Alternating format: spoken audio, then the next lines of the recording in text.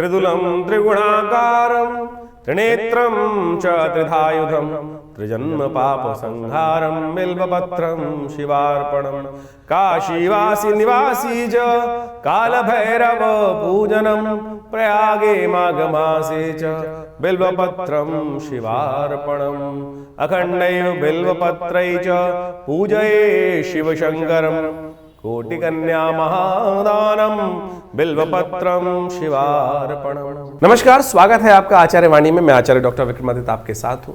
और जनवरी के मध्यकाल में कर्क राशि वालों के लिए ग्रह नक्षत्रों का योग किस प्रकार का रहेगा।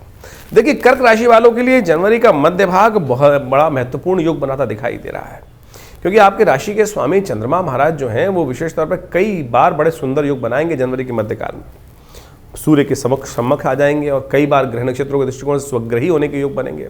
तो जनवरी के मध्यकाल में ये समझें कि यदि आप अपनी भावनाओं को कंट्रोल करते हुए कार्य करें, थोड़ा सा उत्साह के साथ कार्य का प्रयास करें, तो ये समय आपके लिए बड़ा अच्छा जा सकता है। लेकिन ध्यान रखने की ज़रूरत यह है कि थोड़ा स्वास्थ्य का ध्यान रखिएगा। इन दिनों थोड़ी सी समस्या क्या चल रही है स्वास्थ्य के दृष्टिकोण से, जो थोड़े से बुजुर्ग हैं या छोटे बच्चे हैं या स्त्रियां हैं, उनके लिए ग्रह नक्षत्र दिखाते हैं कि मस्कुलर कहीं ना कहीं वीकनेस, चीज़ों में काम करने में थोड़ा मन हतोत्साहित होता दिखाई दे रहा है। उसको लिए थोड़ी सी ताकत देने की आवश्यकता है। थोड़ा सा सूर्य की एनर्जी को लेने का प्रयास करें। सूर्य की एनर्जी जितना, क्योंकि इन दिनों सूर्य जो है वो कमज़ोर अवस्था में, और जैसे ही सूर्य परिवर्तन की तरफ जाएंगे, ये परिवर्तन का समय है, सूर्य परिवर्तन करके आपके सप्तम भाव में विराजमान हो जाएंगे, तो देखिएगा एकदम जो शरीर के दृष्टिकोण से ग्रह योग थोड़े हल्के चल रहे थे उसमें भी परिवर्तन का योग बनेगा। बच्चे हैं तो उत्साह ज़्यादा रहेगा, उससे पहले उत्साह थोड़ा कम दिखाई दे रहा है। और जो विद्या के क्षेत्र में कार्य कर रहे हैं उनके लिए ग्रह अच्छे बन रहे हैं, चिंता ना करें। थोड़ा सा अपने आप को मोटिवेट करने का प्रयास कीजिए, थोड़ा सा बुध का बृहस्पति का उपाय करने का प्रयास कर लीजिए, उससे बहुत बढ़िया आपके लिए और शिक्षा के क्षेत्र में आगे बढ़ने के योग बन जाएंगे। यदि स्त्रियों के संबंध में बात करें तो ग्रह नक्षत्रों के दृष्टिकोण से ध्यान रखिएगा, थोड़ा सा गुस्सा बढ़ने वाला है इन दिनों। अननेसेसरी की छोटी छोटी बातों में थोड़ा एग्रेशन बढ़ता दिखाई देगा, तो एग्रेशन मत बढ़ने दीजिएगा। ग्रह नक्षत्र दिखा रहे हैं कि अननेसेसरी का जो एग्रेशन रहेगा, वो जो काम करने में थोड़ी छटपटाहट है, मैं सब काम मेरे पे डाल दिया जाता है, यही स्थिति होती है। थोड़ा सा जो मनोमस्तिष्क में थोड़े कमज़ोर व्यक्ति हैं उनके लिए थोड़ा सा एंजाइटी को बढ़ाने वाला काल हो सकता है, तो उनको थोड़ा सा उपाय करते रहना चाहिए। उपाय हम सारे बताएंगे आपको आपकी राशि के दृष्टिकोण से, क्योंकि इन दिनों जनवरी के मध्यकाल में कई योग अच्छे बनने वाले हैं। उनको यदि समझते हुए कार्य कर लोगे ना तो बहुत अच्छा आपके लिए ग्रह नक्षत्रों का योग बनता दे रहा है। व्यवसाय के दृष्टिकोण से यदि व्यवसायियों की बात करें, जो लोग व्यवसाय में काम कर रहे हैं, अपना कार्य कर रहे हैं, थोड़ा सा ध्यान रखने की ज़रूरत है। मंगल इन दिनों कमज़ोर चल रहे हैं और साथ साथ मंगल सूर्य की जो सामने होने वाले हैं, वो कहीं ना कहीं कुछ दुस्साहसपूर्ण लोग व्यक्ति जो है वो कहीं परेशान कर सकते हैं, और आप अपने कर्मों से कहीं ना कहीं कष्ट में फंस सकते हैं। ध्यान रखिएगा विशेष तौर पर इस बात का। कहीं ना कहीं ग्रह दिखा रहे हैं कि इन दिनों कहीं ना कहीं आप धर्म से थोड़े दूर भाग रहे हैं। यदि धर्म से दूर भागोगे ना, विशेष तौर पर ध्यान रख लेना मकर राशि, जो हम बात करें कर्क राशि वालों के लिए, कि धर्म से जितने दूर रहोगे, जितना दिखावे के लिए धर्म करोगे, उससे कुछ नहीं होने वाला, भाग्य सो जाएगा। इसलिए धर्म की तरफ प्रवृत्त होकर काम करें, धर्म की तरफ पूरी निष्ठा रखिएगा, सत्य की तरफ पूरी निष्ठा रखते हुए कार्य करेंगे तो आपके लिए अच्छा रहेगा। आप सिलसिलेवार तरीके से समझ लीजिए ग्रह नक्षत्रों के दृष्टिकोण से कैसा रहेगा आपके लिए। 11 तारीख का दिन, 11 जनवरी शनिवार का अवसर, द्वादशी तिथि है इस दिन, और जो पौष के महीने की चल रही है, और साथ साथ उस दिन चंद्रमा उच्च के होकर बृहस्पति के साथ आपके लाभ वाले भाव में विराजमान है और आपके लिए बहुत अच्छा योग बना रहे हैं। ये योग बता रहा है कि आपके लिए कहीं ना कहीं बिल्कुल माहौल बढ़िया है। इसलिए आप अपने आप को प्रवोक कीजिए, थोड़ा सा अपने आप को उठा के थोड़ी हिम्मत करने का प्रयास कीजिए। पुरानी कहावत है, हिम्मत मर्दा मदद खुदा, तो इसलिए ऊपर वाला उन्हीं की ध्यान करता है। लेकिन मंगल आपकी सामर्थ्य को थोड़ा सा कमज़ोर कर रहा है, थोड़ा सा ताकत देने का प्रयास कीजिए, बड़ा अच्छा रहेगा। हनुमान जी को ताकत याद कर लिए, शनिवार का अवसर है, और इस दिन विशेष तौर पर शनि प्रदोष का योग भी बन रहा है। और शनि महाराज विशेष तौर पर आपके शुक्र के साथ विराजमान होकर जो अष्टम भाव में बैठे हैं, वो सफलता में कहीं ना कहीं पीछे खींचते दिखाई दे रहे हैं, और मंगल कमज़ोर है। दोनों का एक ही उपाय है, सबसे बढ़िया ये काम करें कि हनुमान जी को हनुमान जी का पाठ कीजिए, और हो सके तो हनुमान जी को जाके चोला चढ़ाइए। देसी घी में सिंदूर मिलाकर हनुमान जी को चोला चढ़ाना आपकी राशि के दृष्टिकोण से हमें सबसे श्रेष्ठ दिखाई देता है। ये करिए। देखिए, देसी घी का संबंध आपकी राशि के दृष्टिकोण से इसलिए बन रहा है क्योंकि चंद्रमा संबंधित चीज़ है, और विशेष तौर पर सिंदूर मिलाकर हनुमान जी को प्रसन्न कीजिए। हनुमान जी को भी ताकत मिलेगी, हनुमान जी की कृपा से शनि भी कंट्रोल में रहेंगे, और आने वाले समय में आपकी राशि के दृष्टिकोण से शनि परिवर्तित करके भाग्य में जाएंगे। शनि प्रदोष का समय है, तो शाम के समय अवश्य ये प्रयोग उपाय कर लीजिएगा जब सूर्य अस्त हो जाए। और जहाँ शिव मंदिर और हनुमान जी का मंदिर विद्यमान हो वहाँ थोड़ा शिव का भी ध्यान, थोड़ा शिव का पूजन भी कर लेंगे तो बहुत अच्छा रहेगा। नए कार्यों को आरंभ करने के लिए दिन अच्छा नहीं है, क्योंकि इस दिन त्रयोदशी क्षय हो रही है और साथ साथ सर्वार्थ सिद्ध योग का तो योग बन रहा है। बहुत सारे लोग डाल सकते हैं, लेकिन हमारी इच्छा है 2-3 दिन बाद कर लीजिएगा, सूर्य को उत्तरायण हो जाने दीजिए।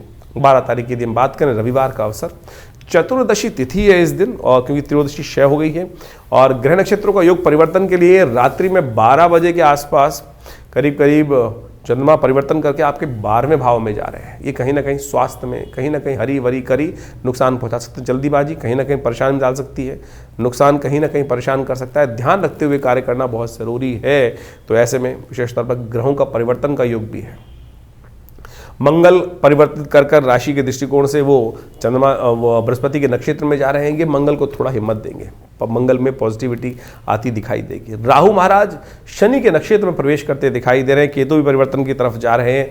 इसमें कालगणना के दृष्टिकोण से यदि समझा जाए तो ये परिवर्तन का समय बहुत महत्वपूर्ण रहेगा आपके लिए, और इस परिवर्तन का थोड़ा ध्यान रखना, स्वास्थ्य के मामले में बहुत ध्यान रखना। अननेसेसरी का ऐसा कार्य मत कीजिएगा कि जहाँ पर थोड़ा सा जो आप है थोड़ा रिस्क लेवल में काम कर लेते हैं, रिस्क में फंस जाएंगे, जुर्माना हो जाएगा। ग्रह नक्षत्र दिखा रहे हैं कहीं ना कहीं, चाहे स्वास्थ्य का मामला है चाहे कोई जीवन का वैसा मामला है, तो रिस्क वाले काम थोड़े बचने का प्रयास कीजिए। रविवार का अवसर है और ऐसे में ग्रह नक्षत्रों के दृष्टिकोण से देखें, आपकी राशि के दृष्टिकोण से शनि थोड़े कमज़ोर चल रहे हैं और साथ साथ मंगल कमज़ोर चल रहे हैं। तो ऐसे में हमने विवेकानंद योगाश्रम में नवग्रह शांति महायज्ञ का आयोजन किया है।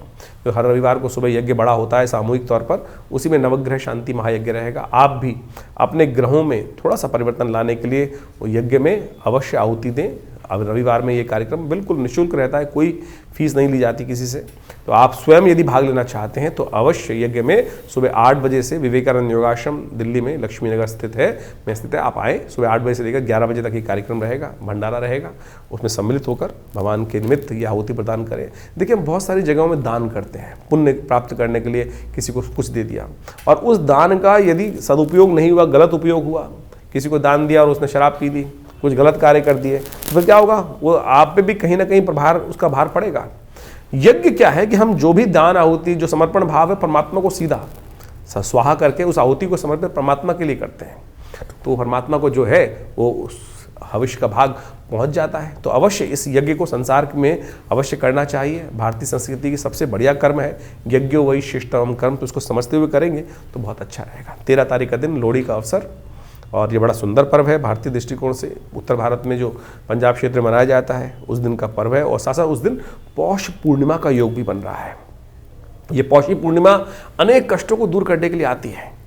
ग्रह नक्षत्रों के दृष्टिकोण से सोमवार का अवसर, तो उस दिन पूर्णिमा तिथि है, और ग्रह नक्षत्र जो आपकी राशि के दृष्टिकोण से थोड़े भारी है। इन दिनों ध्यान रखिएगा, थोड़े रिस्क वाले काम कम करने का प्रयास कीजिए, वो आपके लिए बहुत ज़रूरी है। रिस्क वाले काम कहीं ना कहीं फंसा सकते हैं। आप आधे मन से काम करते दिखाई दे रहे हो, और आधे मन से करे हुए काम जो होते हैं ना कहीं बीच में गाड़ी को फंसा देते हैं। ये ग्रह नक्षत्रों का प्रभाव मैंने आपको समझाने का प्रयास किया है, तो इसका ध्यान रखते हुए कार्य करें। पौष पूर्णिमा के दिन कहा जाता है कि विशेष तौर पर लोहड़ी का अवसर साथ में है, तो ये बड़ा सुंदर, 2 उत्सव बहुत सुंदर रूप से पड़ गए हैं। और आपकी राशि के दृष्टिकोण से समझें कि इस वक्त मंगल को ताकत देना बहुत ज़रूरी है। आपकी राशि, मंगल आपकी राशि में ही चल रहे हैं, तो कहीं लोहड़ी का पर्व जो है ना उसमें एक काम कीजिएगा, गन्ना मिल जाएगा आपको, थोड़ा गन्ने के टुकड़े कर लीजिए और गन्ने को अपने सिर पर से वार कर उसमें ओम भैरवाय नमः इस मंत्र का स्तवन करते हुए, और कर्क राशि वाले यदि उसको अग्नि में उपस्थित कर दें तो कहा जाता है कि कष्टों को दूर करने का, मंगल को शक्ति देने का प्राप्त योग बन जाएगा। इस उपाय को कर आप बहुत सुंदर तरीके से लाभ ले सकते हैं। लोहड़ी का सुंदर पर्व जिसमें कहा जाता है कि सुख आ दरिद्र जा, तो ये सुंदर रूप से आप इसका अवश्य लाभ लेने का प्रयास कीजिए। सुंदर अवसर है, इस कार्य को कर आप अवश्य जहाँ भी लोहड़ी जल रही हो, यदि अपने घर में ही सुंदर सा घर के बाहर ग्राउंड में थोड़ा सा जलाकर आप कार्य करने का प्रयास कीजिए, देखिएगा ये बहुत सुंदर पर्व है। और कहा जाता है कि पूरे वर्ष तक के लिए इस अग्नि की उपासना कर समस्त प्रकार के अरिष्टों को दूर करने का योग बना सकते हैं। जो उपाय की आवश्यकता है वो हमने आपको बताई, इसी तरह से करने का प्रयास करेंगे तो बहुत अच्छा रहेगा। 14 तारीख मंगलवार का अवसर, और इस दिन माघ का सुंदर महीना आरंभ हो रहा है, प्रतिपदा तिथि है, और साथ साथ सूर्य महाराज उत्तरायण होने जा रहे हैं, सूर्य प्रवेश करने जा रहे हैं ग्रह नक्षत्रों के दृष्टिकोण से मेष आपकी मकर राशि में, आपके राशि के बिल्कुल सम्मुख होने जा रहे हैं। ये बहुत सुंदर योग बन रहा है आपकी राशि के दृष्टिकोण से। ध्यान रखिएगा, बस थोड़ा सा एक बात का ध्यान रखना है कि थोड़ा एग्रेसिव बहुत ज़्यादा ना हो। अननेसेसरी का गुस्सा इन दिनों थोड़ा ज़्यादा परेशान करेगा आपको, तो आपको खास तौर पे कुछ खास उपाय जो हैं वो अवश्य करने पड़ेंगे। ऐसे में आपकी राशि के दृष्टिकोण से ये सूर्य का परिवर्तन एक तरह से जो कमजोरी थी उसको तो ठीक कर रहा है, लेकिन अननेसेसरी का जो क्या होता है, कमजोरी के बाद एकदम व्यक्ति जागता है तो कई बार क्या होता है, बहुत ज़्यादा एग्रीव हो जाता है। जो एक महीने का जो विशेष तौर पर बैकलॉग था कि जहाँ पर थोड़ा सा शरीर ने कमज़ोर साथ दिया और बहुत सारे कार्य नहीं कर पाए, वो एकदम बहुत एनर्जी के साथ, नया एनर्जी के साथ सूर्य उत्तरायण होकर पूरी री एनर्जी फॉर्म करते हैं आपके अंदर। लेकिन उसमें कई बार क्या होता है कि हम थोड़ा गुस्से ज़्यादा हो जाते हैं, एग्रेसिव ज़्यादा हो जाते हैं, क्योंकि मंगल अभी भी कमज़ोर चल रहा है, कम से कम 21 तारीख तक कमज़ोर चलेगा। तो ऐसे में कुछ खास उपाय हम आपको बताने का प्रयास करें आपकी राशि के दृष्टिकोण से तो अच्छा रहेगा। गचक देखी होंगी आपने, आपकी राशि के दृष्टिकोण से हमें सबसे दिखाई देता है कि गुड़ से बनी हुई चावल की जो गचक है उनका गरीबों में दान करने का प्रयास कीजिए। भगवान सूर्य को थोड़ा चावल जल, गंगा जल में थोड़ा चावल डालकर उसके बाद सूर्य को अर्घ्य दीजिए। ओ महेश सूर्य सहस्त्रांशु तेजो राशि जगत पदे अनुकंपाय मां भक्ता ग्रहणगम दिवाकरा। सिर के ऊपर से लोटा लेकर तांबे के लोटे में थोड़ा चावल डालकर और थोड़ा यदि उसमें सफ़ेद पुष्प भी डाल ले तो बहुत अच्छा रहेगा। और भास्कराय नमः, दिवाकराय नमः, ये बड़ा श्रेष्ठ उपाय है, इसको करने का प्रयास कीजिए। सूर्य में अच्छी एनर्जी, ताकत प्राप्ति का अवसर आपको अवश्य मिल जाएगा। बहुत सुंदर योग बन रहा है, तो इसको कर आप लाभ के सुंदर योग बना सकते हैं ग्रहण दृष्टिकोण से। मकर संक्रांति भारतीय संस्कृति के दृष्टिकोण से एक ऐसी संक्रांति है जो सबसे विशेष संक्रांति रहती है, और इस बार संक्रांति का योग भी बड़ा विचित्र बन रहा है। देखिए इस बार क्या हुआ है कि मकर की संक्रांति और आने वाले कर्क की संक्रांति दोनों के दोनों मंगलवार के दिन पड़ रही हैं, और ये दोनों के दोनों जो मंगलवार को पड़ जाएं तो कहा जाता है कि पृथ्वी पर कहीं ना कहीं राज्य भंग होने के योग बन जाते हैं। जी हाँ, राज्य भंग होने के योग बन जाते हैं। तो ये राजनीतिक दृष्टिकोण से तो ये ग्रह योग अच्छा नहीं दिखाई देता, लेकिन आपकी राशि के दृष्टिकोण से यदि हम बात करें तो वो तो आपको हम समझा ही रहे हैं। लेकिन सबसे पहले मकर संक्रांति का पुण्य जो है वो शास्त्र में अद्भुत रूप से वर्णित है। पृथ्वी जो है जिस प्रकार से वो अपनी धुरी पर घूमती है, वो मकर राशि में, मकर जब सूर्य में प्रवेश करते हैं इस दिन, तो कहा जाता है कि उससे सूर्य उत्तरायण हो जाते हैं। आध्यात्मिक तौर पर इसका बड़ा महत्व है। गंगा का जब पदार्पण किस लिए हुआ था, वो रहस्य जो है वो हमको समझ में आना चाहिए। शास्त्र के दृष्टिकोण से इस दिन स्नान का महत्व बड़ा अद्भुत कहा गया है। कई प्रांतों के अंदर तो एक बहुत पुरानी कहावत चलती है, वो भी आपको याद कर लेनी चाहिए। मकर संक्रांति के दिन स्नान करने का बहुत पुण्य माना गया है, और पूर्वज एक विशेष तौर पर बताते थे कि इस दिन सिर में एक विशेष बाल होता है, और यदि इस दिन स्नान किया जाए वो इसी दिन भीगता है और उसके पुण्य प्राप्त करनी, इतना महत्व शास्त्र में बताया गया। पुराने ज़माने में तो यहाँ तक हमने सुना है कि कहा जाता था कि सिर में एक सोने का बाल होता है और वो इसी दिन स्नान करके पुण्य को प्राप्त करता है। यानी कारण तो यही रहा कि स्नान अवश्य करना चाहिए। सर्दी का मौसम चल रहा होता था, पुराने ज़माने की बात है, लोग जो स्थिति चलती थी, बहुत सारे लोग स्नान करने से भागते थे कई लोग। लेकिन माएँ जो थी पुराने ज़माने में किस प्रकार से लोगों को प्रोवोक करती थी, सोचिए कि भैया सोने का बाल होता है, इस दिन तो कम से कम नहीं नहा रहे हो तो कम से कम इस दिन तो अवश्य नहा लो। पुण्य जगाने का प्रयास किया। संक्रांति का इतना महत्व भारतीय संस्कृति में बताया गया है। एक और शास्त्र में कथा जो चलती है, महाराज भगीरथ जिस प्रकार से अथक प्रयास से भगवती गंगा को प्रसन्न करके, भगवान विष्णु को प्रसन्न करके उस गंगा को प्राप्त किए थे, और भगवान जब शिव ने अपने शिरोधार्य किया, कहा जाता है कि अनेक वर्षों की उपासना करने के बाद भगीरथ से भगवान प्रसन्न हुए और भगवान ने उस गंगा को अपने सिर पर धारण किया। इसीलिए भारतीय संस्कृति में भगवान शंकर का जो मंत्र है वो सबसे श्रेष्ठ कहा जाता है। हम कोई भी शपथ लेते हैं तो जल ग्रहण हाथ में, संकल्प लेते हैं तो भगवान वो लेते हैं ना, जल हाथ में लेते हैं। तो जो गंगा जल हाथ में लेने की परंपरा है, भगवान शिव के मंत्र तो इसलिए जागृत हैं कि शिव ने तो उन समस्त मंत्रों के अधिष्ठात्री जो संकल्प का भाव है वो अपने सिर पे धारण कर रखा है भगवान शिव ने। इसलिए संकल्प को सत्य करने के लिए शिव का ध्यान अवश्य करना चाहिए। इसलिए बहुत पुराना मत, सत्यम शिवम सुंदरम जो कहा गया ना, सत्य शिव जो एक ही है, सुंदर है, वो गंगा के कारण ही है, और गंगा का सुंदर प्रभाव ही ऐसा है। तो कहा जाता है कि भगीरथ ने जो उपासना करी थी, अनेक पीढ़ियों से लगकर भगीरथ जी ने जो प्रयास, भगीरथ के जो भाग्य जागे कि वो कारण क्या था कि सगर के पुत्र, जो सगर के 60,000 पुत्र थे, वो कपिल मुनि के श्राप से जो भस्म हो गए थे, उनकी मुक्ति का रास्ता नहीं मिल रहा था, गंगा को पदार्पण उसलिए कराया गया था। कहा जाता है इसी शुभ मुहूर्त में, उत्तरायण जब हुए भगवान सूर्य, और इसी मकर संक्रांति के दिन भगीरथ जब गंगा लेकर चले थे भगवान शिव के यहाँ से, तो इसी दिन वो पाताल लोक में पहुँचते हैं।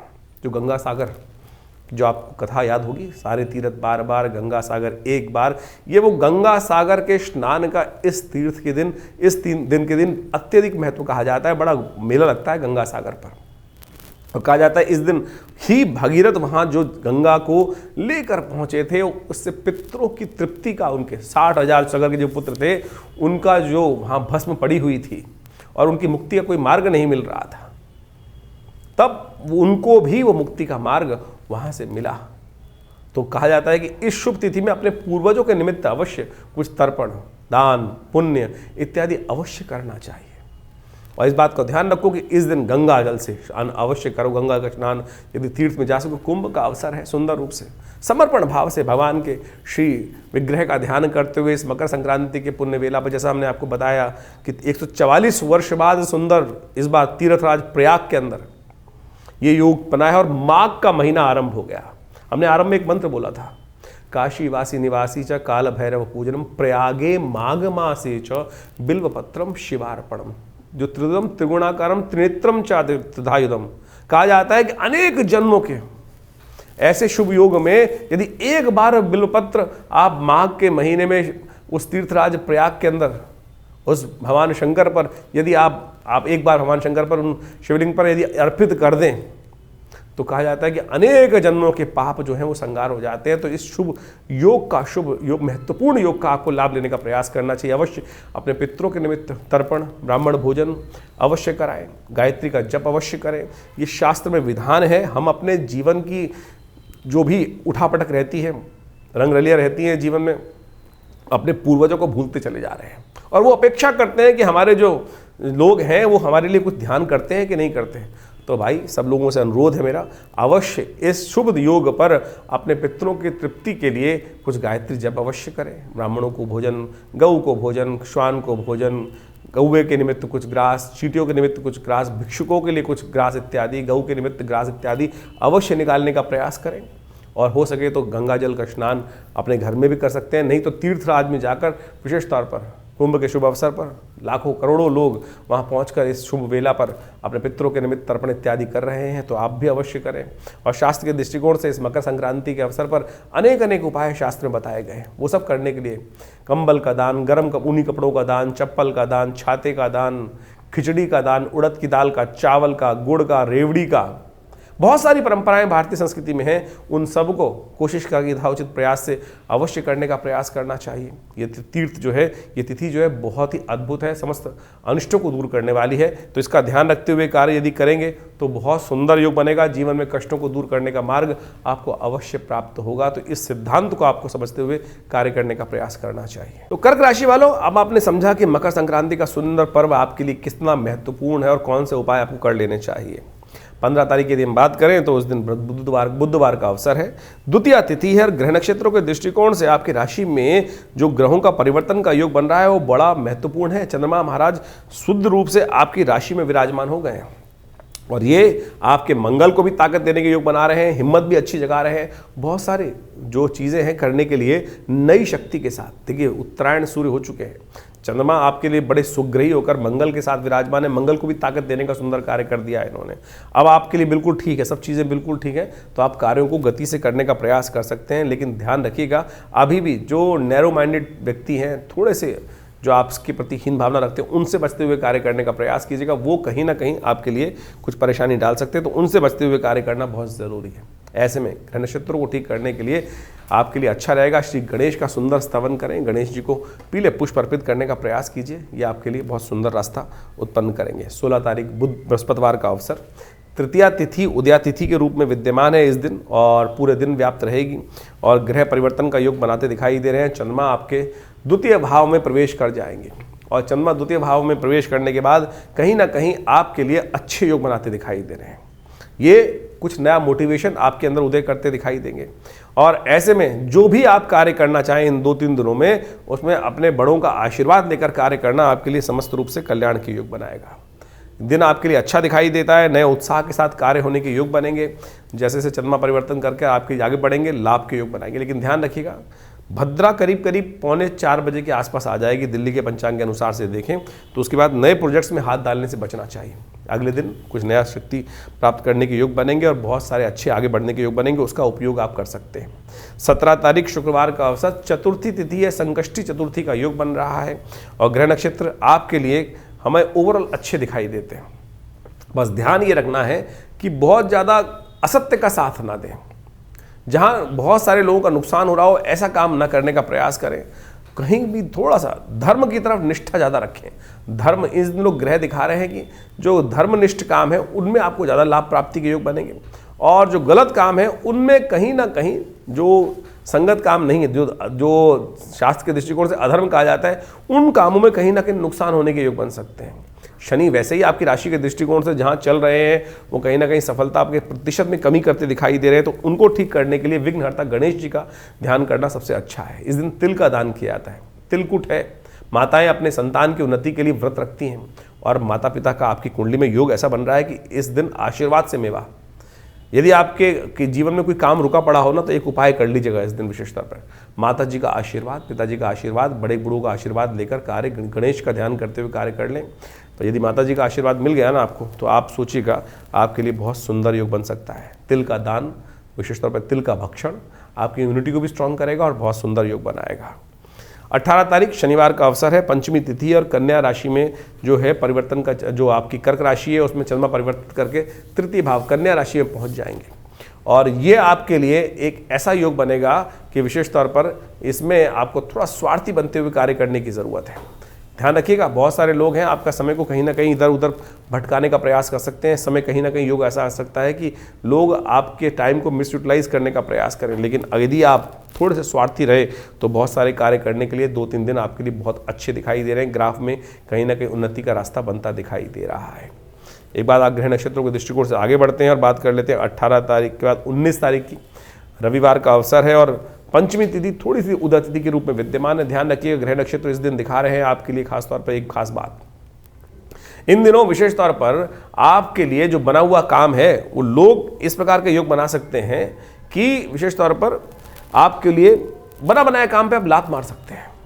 ग्रह नक्षत्र इस प्रकार के चल रहे हैं कि इन दिनों कहीं ना कहीं जो काम बिल्कुल परिपक्व स्थिति में पहुंच गया है और वहां कहीं ना कहीं आपका गुस्सा बढ़ गया, आपका इमोशनल कहीं ना कहीं कुछ टॉर्चर किया और आप बने बनाए काम को लात मारा है, अरे हटाओ हमको नहीं चाहिए, हम दोबारा कमा लेंगे। ये स्थिति इन दिनों आपके ग्रह साफ साफ दिखा रहे हैं और अभी बुध अस्त होने वाला है, तो तब तक थोड़ा ध्यान रखते हुए कार्य कर लीजिएगा या कर चुके होंगे इन दिनों, क्योंकि ऐसा ग्रह योग बन रहा है। थोड़ा ध्यान रखें, एग्रेसिव ना हो, सूर्य को नित्यपति जल दें। इस दिनों खासतौर पर इस बात की ध्यान रखते हुए कार्य करना आपके लिए अच्छा रहेगा। नित्यपति भगवान सूर्य को जल देना आपके लिए बहुत ज़रूरी है। थोड़ा गुस्सा शांत होगा और हो सके थोड़ा सा गुड़ इत्यादि का दान कर दें, बंदरों को गुड़ चना डाल दें, वो भी आपके लिए अच्छा योग बनाएगा। 20 तारीख का दिन विशेष तौर पर सोमवार का अवसर, षष्ठी तिथि विद्यमान है और इस दिन बुध होने जा रहे हैं अस्त। आपके छठे भाव में चलते हुए बुध का अस्त होना कहीं ना कहीं आपके लिए श्रेष्ठ है, अच्छा है, नुकसान से बचाने के योग बनाता दिखाई दे रहा है। तो चिंता ना करें, ग्रह नक्षत्रों के दृष्टिकोण से जो आपने चीज़ें समझी हैं उसके अनुसार से परिवर्तन का रास्ता अवश्य आप बना सकते हैं। इनको रहस्य रूप में समझने का आपको प्रयास करना चाहिए। तो इस प्रकार से ज्योतिष का जो विज्ञान है वो बड़ा चमत्कारी है। हर रोज़ ग्रहों को परिवर्तन का योग बनता है। वो परिवर्तन किसी के लिए अच्छा, किसी के लिए खराब, वो योगायोग आपकी जन्मपत्री, आपके जन्म के समय, आपके कर्म अनुसार उसका प्रभाव आपके जीवन में पड़ता है उस परिवर्तन का। और इन परिवर्तन को समझने के लिए ज्योतिष के दृष्टिकोण से उन काल गणनाओं को समझकर और अनुभव के द्वारा उस चीज़ को समझा जा सकता है कि ये प्रभाव क्या कुछ उत्पन्न कर रहे हैं, क्यों कर रहे हैं। सबसे पहला प्रश्न जो मनोमस्तिष्क में हर व्यक्ति के आता है, क्यों, सामने वाले के जीवन में कैसे और मेरे जीवन में क्यों के नहीं हो रहा है। सब कारण प्रभाव जो है वो कर्म का ही है। अवश्य में वो भुक्तव्यम कृतम कर्म शुभाशुभम। और अनेक महात्माओं ने, संतों ने उस भाव को समझाने का प्रयास किया है। जो कर्म के प्रधान से, कर्म के द्वारा रचा गया चीज़ है वो बदली जा सकती हैं, बिल्कुल कर्म के द्वारा ही बदली जा सकती हैं। ज्योतिष तो काल गणना को पढ़ने का तरीका है कि किस प्रकार की जो हवाएं हैं, किस प्रकार का वातावरण है, कैसा कैसा बनेगा। लेकिन उसके बाद भी यदि समस्त ग्रह खराब भी हैं तब भी आप अपने कर्म को सुधार कर उस उपाय को जो हम करते हैं, जो शास्त्र के दृष्टिकोण से बहुत विभिन्न उपाय शास्त्रों में वर्णित रहते हैं और अनुभव के द्वारा संत महात्मा गुरुजन इत्यादि बताते हैं, वो कर्म को बदलने का ही तरीका है। और आप इस बात को समझे, बहुत सारे लोग जिस प्रकार से ज्योतिष के ऊपर कुछ व्यंग भी उपस्थित कर देते हैं। अरे भाई, ज्योतिष तो काल गणना को बता सकता है और समझा सकता है आपको। और यदि कोई बदलना चाहे तो उसको बदल भी सकता है। उसके लिए सबसे पहले धैर्य की आवश्यकता है, विश्वास की आवश्यकता है। तो इस बात को हम समझें तो बहुत अच्छा रहेगा, जितनी जल्दी समझ लें वो अच्छा है। आपके लिए भी जीवन में कल्याण का योग बन सकता है। बहुत सारे लोग समय समय पर अपने अनुभवों को हमारे साथ, हमारे आश्रम पर आके साझा करते रहते हैं, और उससे जीवन में जो जिस प्रकार का हम कार्य कर रहे हैं उसमें भी हमें विश्वास जागता है, हमें भी विश्वास जागता है कि कैसे वो काल गणनाएं थी और कैसे वो विचित्र तौर पर स्थिर रूप से जीवन में घटना घटी और कैसे उससे बदला भी गया। बहुत बार गणनाएं देखी गई और उस पर प्रभाव भी देखे गए। भविष्य को बदला जा सकता है बिल्कुल। जो हम हर रोज़ नित्य प्रति आपको आपके भविष्य को देखकर, आपकी राशि के अनुसार से देखकर, उसके साथ साथ बहुत सारे उपाय जो शास्त्र में वर्णित उपाय हैं, पुराण इत्यादि ग्रंथों में वर्णित उपाय हैं, वो आपके समक्ष रखते ही हैं। और जो अभी समय चल रहा है, कुंभ का समय चल रहा है, 144 वर्ष बाद इतना सुंदर कुंभ का युग बना जिसको महाकुंभ कहा जाता है। ये एक ऐसा विषय है, एक ऐसा चीज़ है कि आप समझें कि जो लाखों जन्मों का जो भार है वो 1 सेकंड में काट सकते हैं। किसी को चमत्कार देखना हो तो इस भाव को समझें। और अगर कहीं ऐसे लाखों लोग, करोड़ों लोग, करीब करीब इस बार अंदाज़ा है 50 करोड़ आदमी, 45 करोड़ आदमी वहाँ डुबकी लगा के जाएगा। विचार उठता है मन में लोगों के साथ, आपके मन में उठता होगा कि कैसे वो डुबकी आपके कष्टों को दूर कर देगी, कैसे कर देगी एक डुबकी, और उससे व्यक्ति का कैसे समर्पण, कैसे जीवन बदल देगी। देखिए, ये भारतीय संस्कृति का चमत्कार है। कितना सरल शास्त्र ने, हमारे योगियों ने, संतों ने, महात्माओं ने उस विषय को रख दिया है कि केवल एक डुबकी लगाकर आप अपने समस्त किए जो भी कर्म हैं, जो भी दुष्कर्म है, उनसे निवृत्ति प्राप्त करने का रास्ता बना सकते हो। लेकिन समर्पण भाव से वो डुबकी तो हो। लोग तो जाते हैं केवल बगुला स्नान करके आए थे, कट कर आ गए। समर्पण क्या हुआ? समर्पण का मतलब वास्तविक तौर पे समझे कि कुंभ के द्वारा, उस डुबकी के द्वारा उस समर्पण का वास्तविक अर्थ हम समझ सकते हैं। वो समर्पण कहाँ हो रहा है? उस त्रिवेणी के संगम पर, जहाँ वो गंगा, सरस्वती, यमुना इत्यादि नदियों का पूरा जो मिलन होता है। उसके बाद उसमें से भी गंगा वो है कि जो साक्षात भगवान विष्णु के पैरों से निकली, और उस भगवान विष्णु के पैर से निकली हुई उस सुरमई देवी का कहा जाता है कि एक बार समर्पण भाव से उस पानी की डुबकी में कि श्रीहरि अब आप संभालो, भगवान अब आप संभालो। जो कुछ हुआ वो पश्चाताप 1 सेकंड लगता है, उसको आप समझे कितने जन्मों में किए हुए पाप, गलत कर्म वो बिल्कुल निवृत्त हो सकते हैं। लेकिन वो समर्पण भाव तो हो, वो डुबकी लगाकर बाहर निकलना, वो यदि समर्पण भाव से हुआ तब तो वो नवीन जन्म हुआ। नहीं तो फिर वही है कि कौवा काला है, काला काला ही रहेगा, बदल तो सकता नहीं है। लेकिन सिद्धांतिक तौर पर, भारतीय संस्कृति के विज्ञान के तौर पर, अध्यात्म के दृष्टिकोण से यदि वहाँ समर्पित भाव से बिल्कुल तटस्थ होकर उस शुभ मुहूर्त में, जो ये पूरा काल है, माघ का पूरा महीना और साथ साथ फागुन का कुछ महीने 15 दिन का जो समय रहेगा, उस समय में यदि आप उस श्रेष्ठ समय में भगवान का भजन करते हुए श्री हरि के श्री चरणों में उस निकली देवसुरी गंगा के पावन सानिध्य में जाकर एक डुबकी उस मुहूर्त में लगा लेंगे श्री हरि का स्मरण करते हुए, तो सोचें जैसे द्रौपदी के जीवन के कष्ट हर गए, उस जो गज के जीवन के कष्ट जो चल रहे थे, जो ग्राह ने गस रखा था, केवल एक बार श्री हरि का सुंदर स्मरण करने से कि अब तो जीवन हारे हे श्री हरि अब संभालो, ये भाव यदि रख पाए तब तो कुछ समर्पण हुआ, वो तो उपाय हुआ। लेकिन बाकी सब तो क्या हुआ कि सब कुछ जमा घटा का खेल करते चले जा रहे हैं, तब फिर कुछ नहीं बदलने वाला। तो ये तो हमने ज्योतिष को और अध्यात्म के साथ आपको समझने का प्रयास करना चाहिए, उसके बारे में विवेचना उपस्थित करी।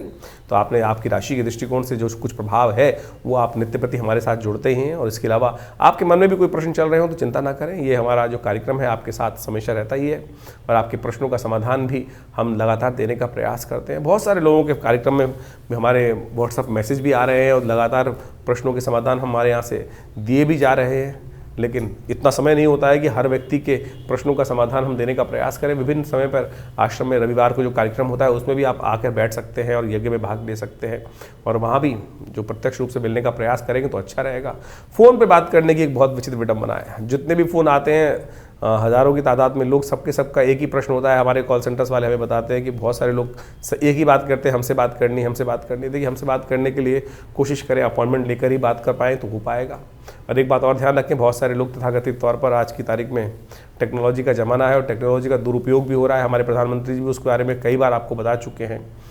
और कोई भी ऐसा, बहुत सारे लोग मेरे नाम से डायरेक्टली हमारे नाम से आपसे बात कर लेते हैं, तो ऐसा कुछ कभी ना हो। कभी ध्यान रखें, मुझसे बात करना चाहें तो आप फेस टाइम पे बात कर सकते हैं, जिससे आप सामने फ़ोटो देखकर आपको प्रत्यक्ष रूप से हो। नहीं तो ज़माना बड़ा ख़राब है और फिर लोग पता नहीं कौन कौन से उपाय, कितने हज़ारों रुपये खर्च कर देते हैं। और फिर तो इस बात को ध्यान रखते हुए कार्य करना आपके लिए अच्छा रहेगा। ये आश्रम हमारा दिल्ली में है, लक्ष्मी नगर में, विवेकानंद योग आश्रम।